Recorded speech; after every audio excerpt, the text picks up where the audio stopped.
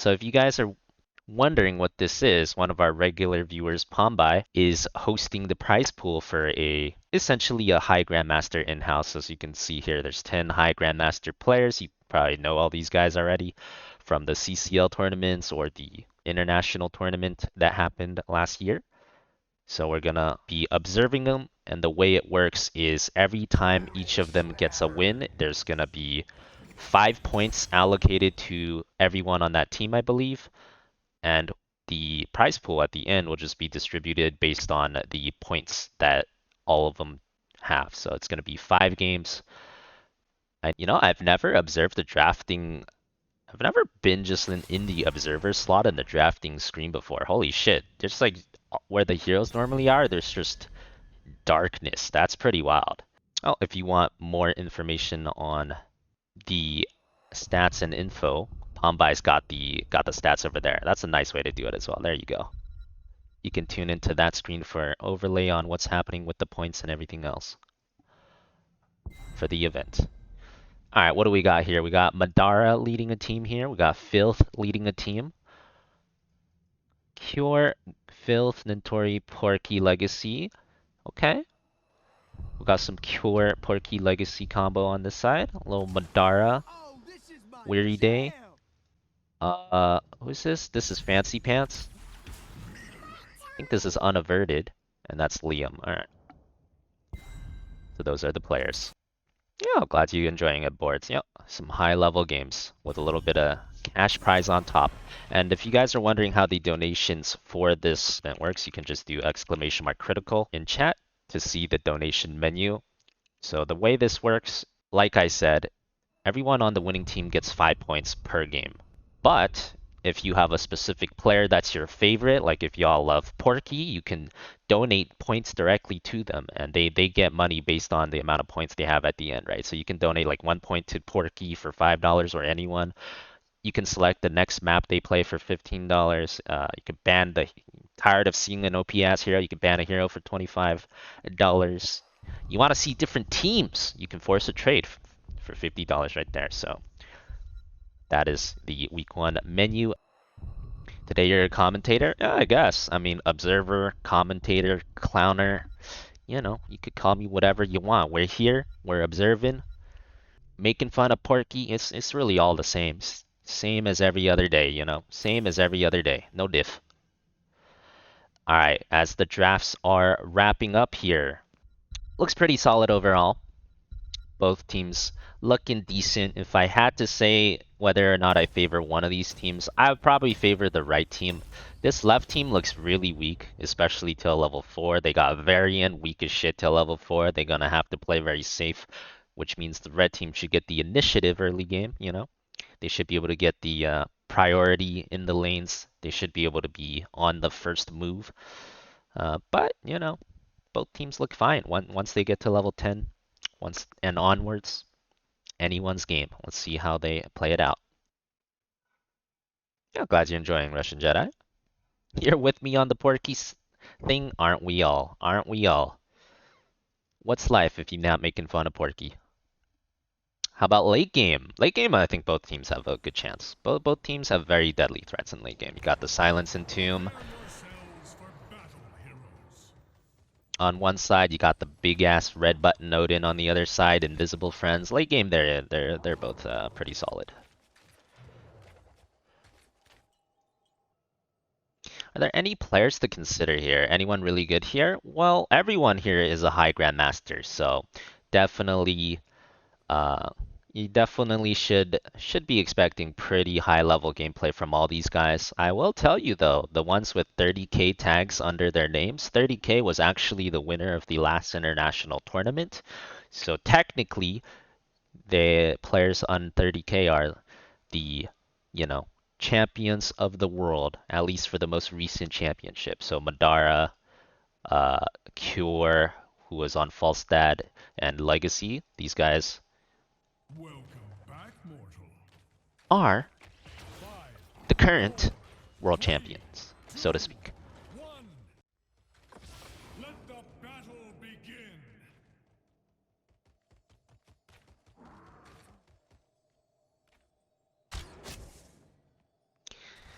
You're a noob here. You don't know how Streamlabs works, but you donated. You guess you're watching here now. That you are, among with 9 other players. If you did donate, since we are using Kier's donation link, he'll be the one to confirm that you donated for something, and then, you know, I'm sure Kier and Pombai will relay that to me, and we'll get whatever you want, whatever you donated for sorted after the game.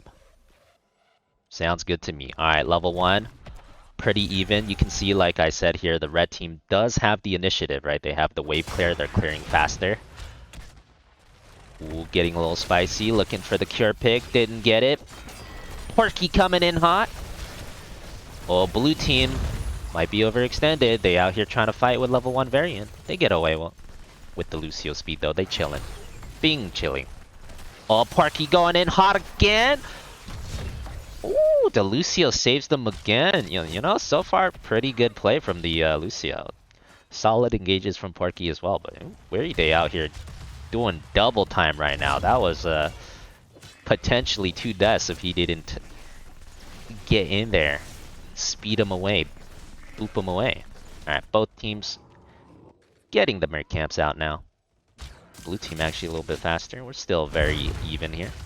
Blue team almost level 4. They've been playing without taunt this whole time. They're about to get taunt.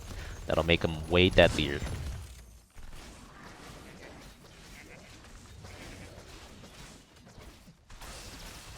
We have auto attack false stat here too, by the way. No ARAMs for Cure. He's playing the proper split push macro soaking build as he's getting a little caught out here. Ooh, Lucio's on his tail. Very good TP to save him, but Legacy pays the price. Paid the price for his sins. Goodbye, Brightwing. You shall be missed. Immediately into a camp invade here. Pretty good stuff by blue team. Well played, recognizing that Kier got too much HP and turning on the helpless Brightwing instead. Pre-level 10 Brightwing, you drop in the middle of a team from your TP. Not so easy to get out. This is actually pretty big tactically too, because by invading this camp with a bottom shrine, that means that the red team no longer has the night camp to push during shrine, and the night camp does more damage than like the first shrine does if you leave it uncontested, which means they have to send one top. They cannot leave it uncontested, right? Which means the rest of their team is outnumbered, then they need to be careful bottom side until the camp is cleared. But Porky, you were not careful! What you doing, Porky? False status top. Porky was not careful. Blue team with another advantage. Not careful enough. Blue team getting the lead on the shrine. Oh, but Leo. Oh, Leo. And he's out. Okay. Good try. And the counter engage. The counter engage. Ooh, and another kill for blue team. So far, blue team playing exceptionally well.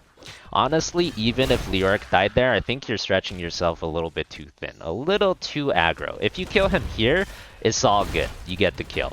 If you have to chase all the way over here, even if you get the kill, the counter kill on the Blaze is going to happen every time. So a little too aggro there. Which gives blue team control of the first shrine. They're gonna 39 it if you don't know what this is. Some people 39 a shrine sometimes in order to wait for their players to get in position. In this case, it was to wait for Madara to get close enough to the Immortal to be there at the start of the push. And then they take it when they're ready. Oh, big Blaze charge. 3-man Blaze charge. Not much happening though. Pretty fast clear on the Immortal so far. Looks like all blue team is going to get is a wall here. But they are about a level up here. Oh my god, he got out again. That was a good engage by Porky again. I'll give it to Porky, man. He's been getting some solid engages. But the Hanzo got bailed out by the Lucio again. Very good Lucio play so far here. Booping enemy team away, switching to healing, giving him just enough HP to reach the wall and jump out. Yeah, Leoric early game death would also come back a lot faster than Blaze. Exactly. Which is why chasing for that Leoric kill was a bad idea earlier on. Are we just... Is the camera... Oh, the camera just... Every now and then, it just like randomly switches to like another player. Maybe usually the tanks. That's fine. That's a good way to view the action anyways. Big taunt there. Slowing Sands. Luckily, a noob doesn't care too much about slowing Sands as long as he has a Z up. The levels have kind of equalized, by the way. See what we got going on here. In terms of soak, Leoric is actually up a lot on the Blaze. And in terms of kills, they are up here as well. So they're still up a little bit. Maybe it's just waves that haven't really crashed yet.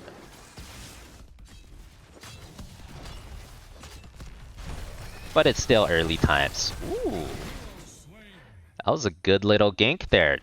Well, Brightwing and a Tychus waiting in the bush. They know the Leoric is just going to keep double soaking. Well played.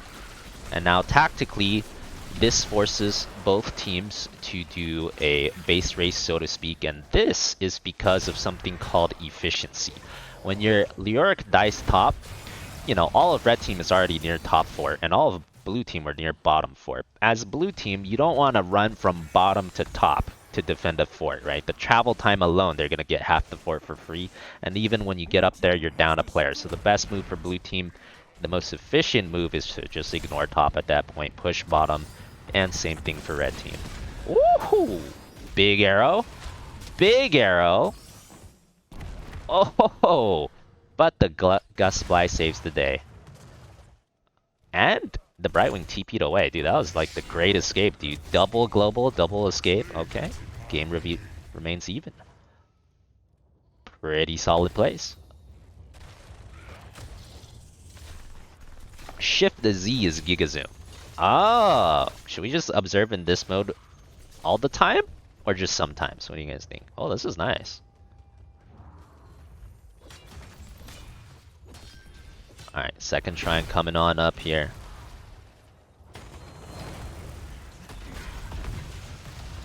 Where's my auto-moving camera, man?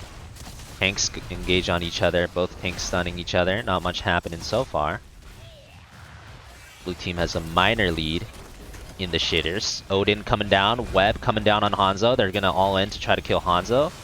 Ooh, really good gust there. That was a very important gust. That gust happened right before Cocoon expired, and the goal there is to push the rest of his team away, but especially the Lucio. Pushing the Lucio away makes it so the high 5 cannot come. If the high 5 cannot come, that Hanzo is instant dead no matter what from the next stun. Well played combination there. Blue team doesn't want to give the shrine up though. They're still poking for it because they got a small lead on the shitters so far. I don't think they'll be able to get it though. It's looking like it's time to leave. Unless this arrow is the best arrow since sliced bread. Oh, not quite, not quite. Good try. But unless that was like a 5-man arrow, it wasn't gonna happen.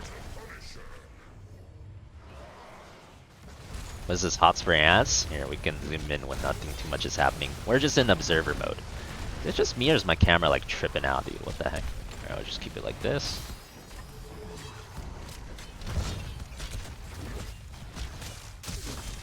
Alright, red team has decided that they've gotten everything they can from that push. They actually only got about a wall, but they did get some kills as well. So they're gonna immediately go back to the macro. Never miss soak. Soak is the way. This is the way in high GM. You don't want to miss you don't want to be missing that soak. If you used all your cooldowns to win the fight and you think that's all you can get, going back and making sure you get the macro advantage is fine.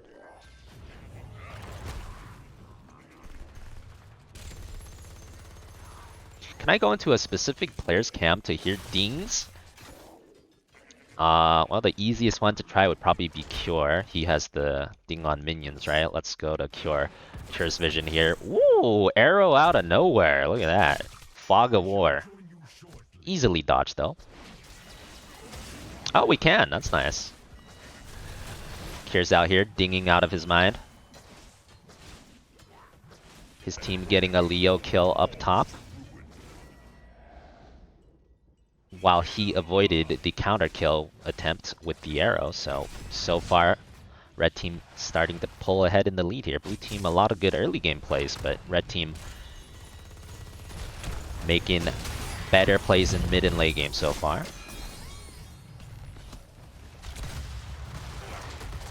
Yeah, still pretty even though. Still anyone's game here.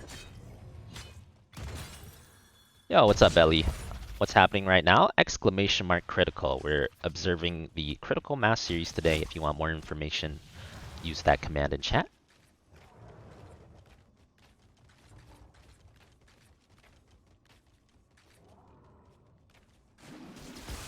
Alright, so both teams are just kind of scouting their own vision control, right? Notice how red team is all in bushes, so on the observer side you might think everything's nice and dandy, but notice the blue team. If you're in the blue team's radius, this is what it's like when the other team has priority. This is what it's like when the other team has initiative. Everything is dark, no bush is safe. You notice their tank has to play really passive. Everyone on this team has to play passive. They're all hugging towers. It's feeling very constrictive right now for blue team. Whereas for red team, since they have the talent advantage here, they're kind of dominating the map. They're playing aggressively in all these aggro bushes, kind of doing whatever they want. Good camp invade there, which was pretty much free because they had the 16 talent advantage. They'll also have this camp pushing for the bottom shrine, which is very good. It's the exact opposite of the situation that happened in the first shrine. And Falstad is applying more split pressure as we speak here. Blue team getting a lead. They know they're in a bad position. They have nothing to deal with this Falstad. Leoric cannot deal with Falstad efficiently 1 versus 1. So they're all ending the shrine, which is probably the best choice. Just get the shrine and then you can deal with the rest of the lanes after you get the shrine. And it looks like red team is just making the choice to give them the shrine. They're just gonna keep playing macro, keep playing for level 20. They're gonna get a wall here with the Falstad. Getting a camp, getting a lot of soak.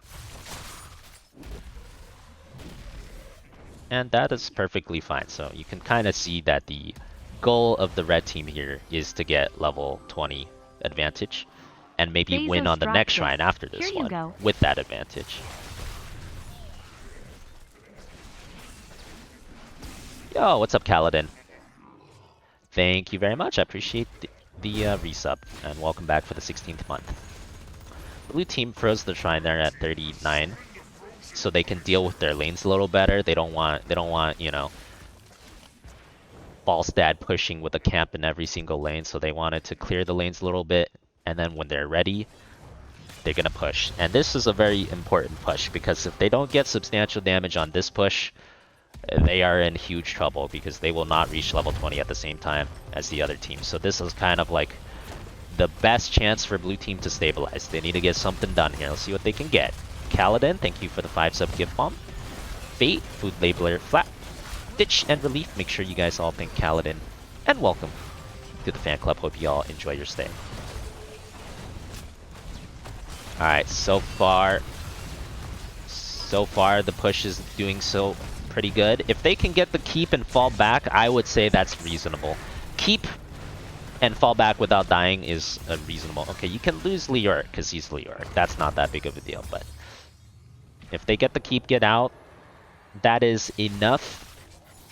That is enough of an impact to a point where you'd be feeling okay about this. Now, if Falstad gets this keep, though, you would not be feeling happy about this. Falstad also got half the keep.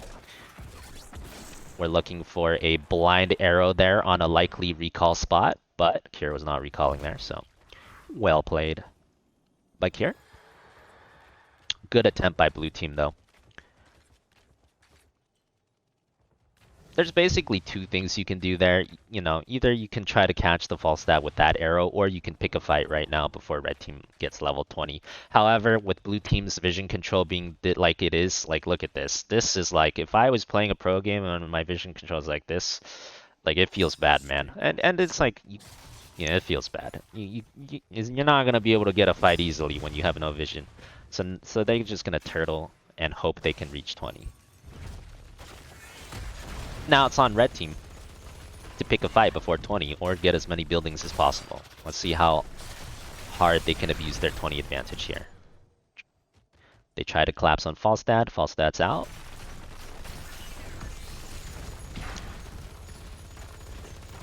Are they hearing me? The stream has like 2-3 seconds of delay at least initially, just from the way streams work.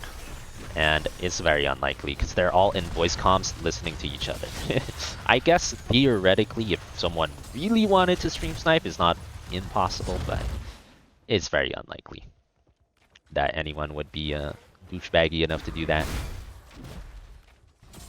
Also unlikely that it would really matter much. If they did it in a way where it did matter, you would be able to see it. You would be able to see like some very suspicious action. Keep in mind, this is a game between 10 high GM players. Like, if you make an action that is very suspicious, that makes no sense, like, they will, like, we will know about it.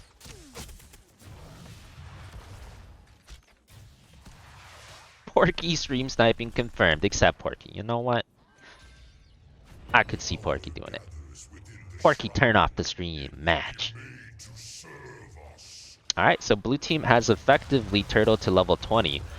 Which almost makes me think that they won the trade for this Punisher. The last Punisher, the result of this was Kier got half the keep here, and he got 20 about when blue team was like level 18 and a half. But the Punisher got them a keep, and they were unable to find a decisive play. So what happened was they traded half a fort, half a keep for a full keep. So because blue team successfully turtled there, that's actually a better trade for blue team. And now they're ready to fight this shrine. Arrow. Is that silence in tomb? Big silence in tomb. And Cure's down, trading for Leoric. You'd have to imagine that's a good trade for blue team right now. As the Leoric will come back much faster than the Falstad. 4 versus 4 for now though. He's not back yet. Big Odin doing insane amount of zoning. Very hard to win a shrine when big red button Odin is on the field. This thing just kills your heroes and all the shitters at the exact same time. Variant's going in. He's trying to force a fight. They really don't want to lose the shrine, but he's against invisible friends. Very difficult to get a kill here without silence and tomb. See what they can do. Oh, Porky. Porky, Legacy. We abandon Porky. 39. Oh, they need one more. They need one more. They did not get one more. 39 to 39. Red team falling apart at the last second there because they were all super focused on just getting that last shitter. So they compromised their positioning. Fell down one by one, but they just barely couldn't get that last shitter. Ow. And Falstad ease into the Dragon Arrow, which is understandable because after that kind of well, that's a tilter, you know. That is a tilter for sure. Unfortunate. I do think that red team was not under any real time constraint there, so Porky might have overextended a little bit there. You could make an argument that Brightwing could have used that last blink heal to try to save Porky as well. Maybe it would have been enough to save Porky with both of them being cloaked by invisible friends, but yeah, I would say that red team had a lot of time there. They did not need to rush for that last Punisher, that last shitter. They could have fallen back, regrouped a little bit, waited for a little bit of healing, and then came back, and that would have been a little bit better. But of course, you know, much easier to say these things once we've already seen what happened with hindsight bias. That was a game, dude. That was pretty good for a game 1 ending. Holy, oh my lordy, that shrine had more back and forth than I thought would be possible for a level 20 shrine fight. It was pretty well played by both teams, but just very minor mistakes at the very end, determining the outcome of the entire game.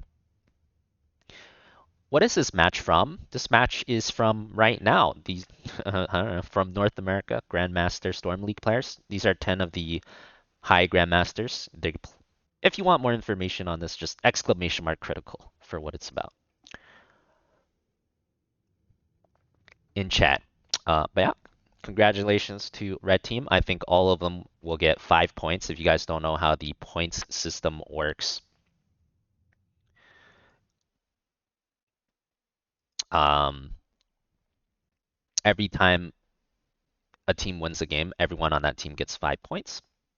And the cash reward will be distributed at the end of 5 games based on how many points everyone has. Yeah, that was well played by both teams. Well played by both teams.